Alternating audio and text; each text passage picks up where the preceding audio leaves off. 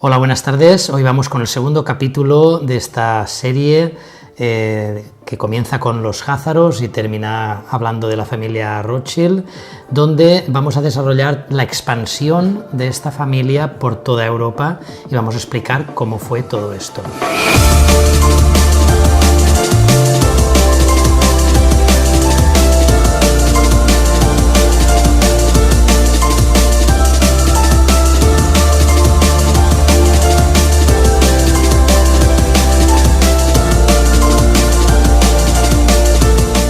Habíamos quedado en que Mayer Amschel Bauer, que era podríamos decir, el primero que adopta el nombre de la familia Rothschild, envía a sus 5 hijos a crear filiales de los Illuminati por toda Europa. Amschel se queda en Alemania, Salomon se fue a Austria, Nathan se fue a Inglaterra para años después convertirse en el dueño del Banco de Inglaterra, Karl a Italia y James a Francia para hacer en Francia lo mismo que su hermano Nathan en Inglaterra. Su frase más popular fue: «Dadme el control del dinero de una nación y no me importará quién redacte las leyes y quién gobierne en esa nación». A su muerte dejó un testamento con un reglamento de cómo deben hacerse los negocios, como por ejemplo que todos los puestos relevantes debían ser ocupados por miembros varones de la familia, que debían casarse entre sí con los primos de primero y segundo grado, que nunca se conocieran sus bienes en ninguna parte, entre otros. Y para entender este último punto del testamento, por este motivo los Rothschild nunca han estado en la lista Forbes de los personajes más ricos del mundo. En esta revista solo aparecen personas ricas de rango inferior.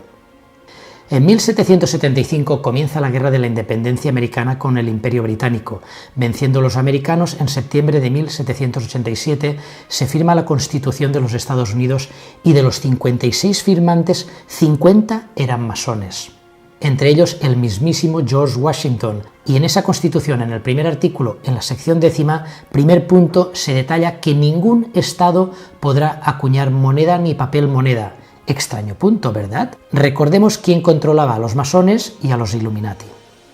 En 1790 se funda una entidad administrativa diferente a los estados con capital en Washington, D.C., que se llama el Distrito de Columbia,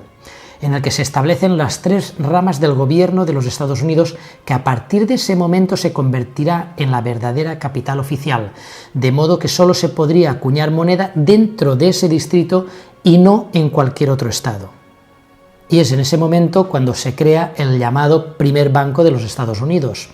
estando detrás de ellos la familia Rothschild. A partir de esos momentos comienza un sistema inflacionario que les permitiría crear depresiones y obligando a endeudarse a los gobiernos y a la gente a hacer préstamos para sobrevivir. Préstamos que ellos mismos concedían naturalmente, acuñando moneda de la nada, ya que eran los únicos que podían hacerlo según la propia Constitución, hasta que en 1811 los Rothschild perdieron este monopolio y el propio Nathan Mayer Rothschild dijo que o se le volvía a conceder la renovación del monopolio o los Estados Unidos se verían envueltos en una desastrosa guerra, y como no se aceptó, Nathan emitió una nueva amenaza: enséñele a esos imprudentes estadounidenses una lección, que vuelvan nuevamente al estatus de colonia. Y poco más tarde, en 1812, comenzó la Segunda Guerra Angloamericana, dejando al país en bancarrota, y tal como lo había planeado, tuvieron que rendirse a sus pies y renovar la concesión del monopolio. De esta forma, los Rothschild financiaron a otros bancos como los Morgan, Rockefeller y otros para hacerse con el control de la banca americana sin que apareciera el apellido Rothschild por ninguna parte. Para hacerse una idea del poder que tenía la familia Rothschild gracias a la red de espionaje que tenían por todas partes, durante el ataque franco-español a Inglaterra, donde incautaron a los ingleses más de 1 millón de libras en lingotes de oro, provocando el colapso de la bolsa de Londres, Nathan Mayer Rothschild ganó ese día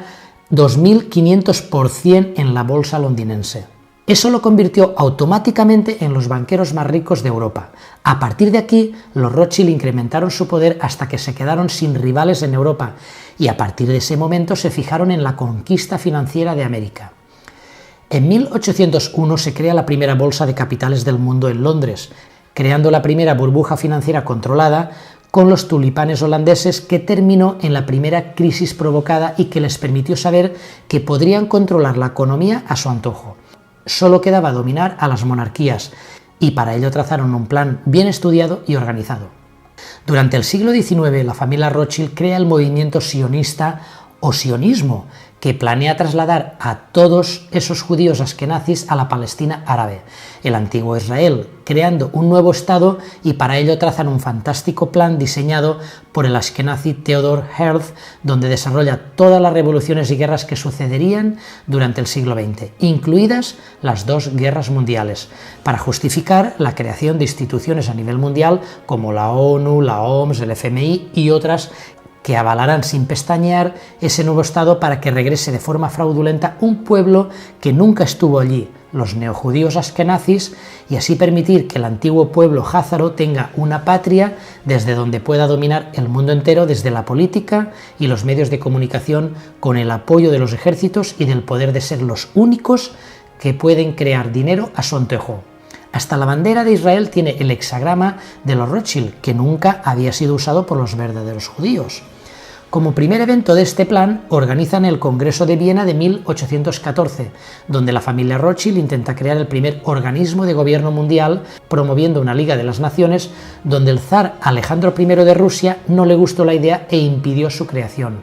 Unos años antes, Alejandro se negaría también a que los Rothschild crearan un banco central Rothschild en Rusia, ya que tenían muy claro que ceder la emisión de moneda a un banco privado es favorecer la creación de una deuda artificial que solo beneficiaba a la banca Rothschild.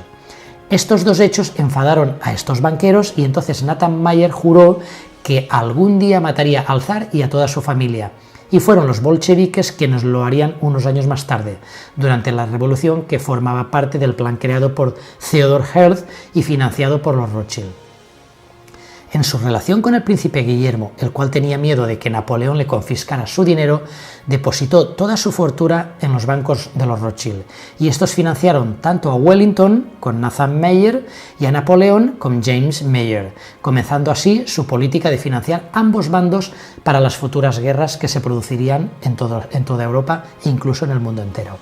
ya que se daban cuenta que las guerras son préstamos libres de riesgos, aunque pierda la guerra, ya que la garantía de que el pueblo garantizará con su esfuerzo la devolución de dicha deuda hizo que la familia Rothschild amaran las guerras. Durante la batalla de Waterloo, los Rothschild tenían a un espectador de confianza presente en la batalla, y cuando estaba seguro de que los ingleses iban a ganar esa batalla, se fue rápidamente utilizando varias postas y un rápido velero hasta llegar a Inglaterra, avisando a Nazar de que Inglaterra iba a ganar la guerra, por lo que este se presentó con la máxima celeridad en la Bolsa de Londres el 19 de junio de 1815 y vendió todos sus bonos de Estado, y esto hizo que estallara el pánico y todo el mundo vendió ese día en la bolsa al mínimo precio,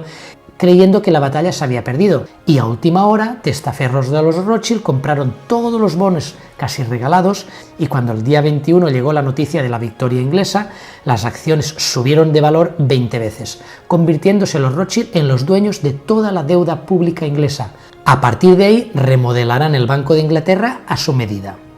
Después de esta operación y una vez vencido Napoleón, los Rothschild devolvieron la fortuna al príncipe Guillermo con el 8% de interés pactado, y este pudo tomar el trono de los Países Bajos. Todos salieron ganando, menos la sociedad, que quedó devastada por la guerra.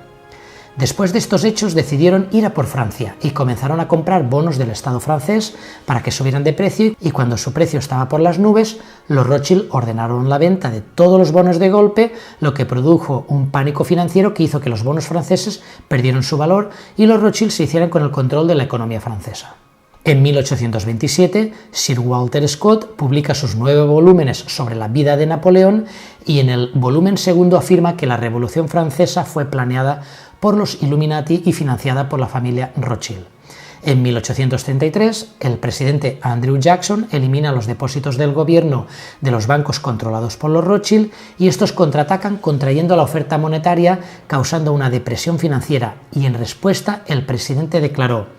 «Ustedes son como una cueva de víboras y ladrones, y tengo la intención de derrotarlos completamente, y por el Dios eterno los voy a expulsar».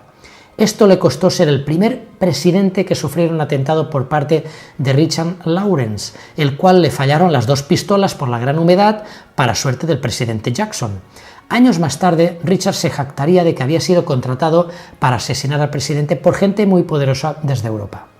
Abraham Lincoln, uno de los padres de la nación y uno de los presidentes asesinados de Estados Unidos, dijo en una ocasión: El gobierno debería crear, emitir y distribuir toda la moneda y crédito necesarios para todos los gastos del propio gobierno y para satisfacer el poder adquisitivo de los consumidores. Mediante la adopción de estos principios, los contribuyentes ahorrarán inmensas cantidades de interés. El privilegio de crear y emitir dinero no es solo prerrogativa suprema del gobierno, sino que es la oportunidad creativa más grande del gobierno. También hizo frente a los banqueros Rothschild y decidió emitir 450 millones de dólares para no depender de los banqueros privados y dijo: